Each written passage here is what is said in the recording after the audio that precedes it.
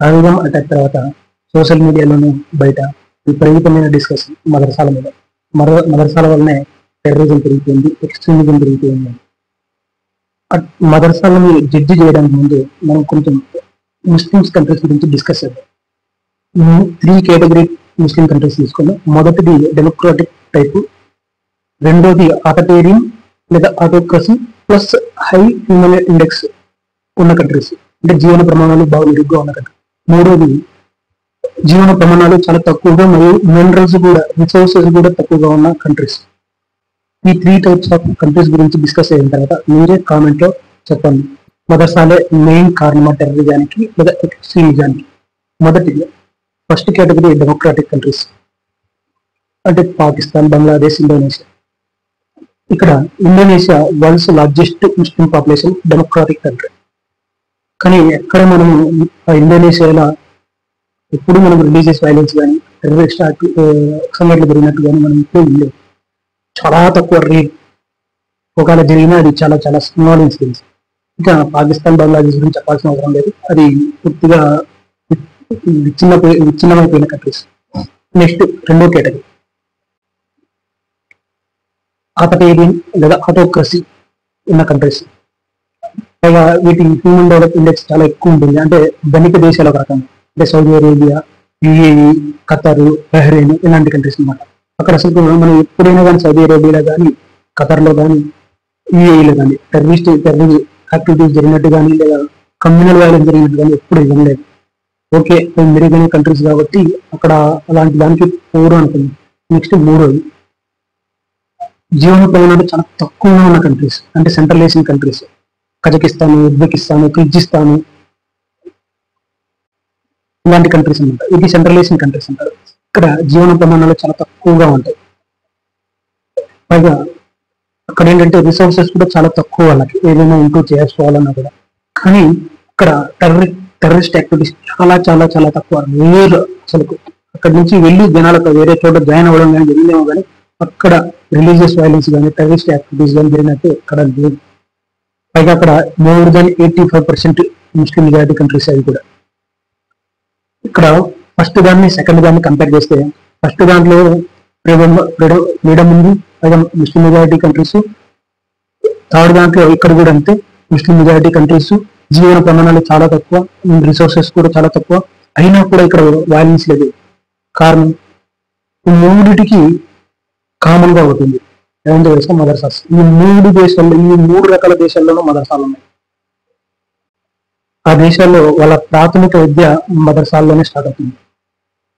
అయినా second category, third కేటగిరీలో అసలు ఎటువంటి టెర్రరిస్ట్ యాక్టివిటీస్ అనేది, రిలీజియస్ కమ్యూనల్ వైలెన్స్ కానీ ఇక్కడ జరిగింది లేదు. ఫస్ట్ కేటగిరీలో ఇండోనేషియా తప్ప మిగిలిన దేశాల్లో జరుగుతున్నాయి. ఈ మూడిటిని లింక్ చేస్తే మనకు అర్థమయ్యేది అంటే మదర్సాలు ఈ 3 కేటగిరీ కంట్రీల్లోనూ ఉన్నాయి. కానీ సెకండ్, థర్డ్, ఫస్ట్ దాంట్లో ఇండోనేషియా ఇలాంటి ఎక్స్ట్రీమిజం భావాలు ఎక్కడా లేవు. దీనికి ప్రధాన కారణం ఆయా కంట్రీలు మదర్సాను రెగ్యులేట్ చేస్తున్న విధానం. యాక్చువల్గా సెకండ్ అండ్ థర్డ్ కంట్రీలో మదర్సాస్ స్ట్రిక్ట్ గా గవర్నమెంట్ కంట్రోల్ చేస్తూ ఉంటుంది. బయట వ్యక్తి ఎవరు మదర్సాల్లో వచ్చి టీచ్ చేయడానికి లేదు.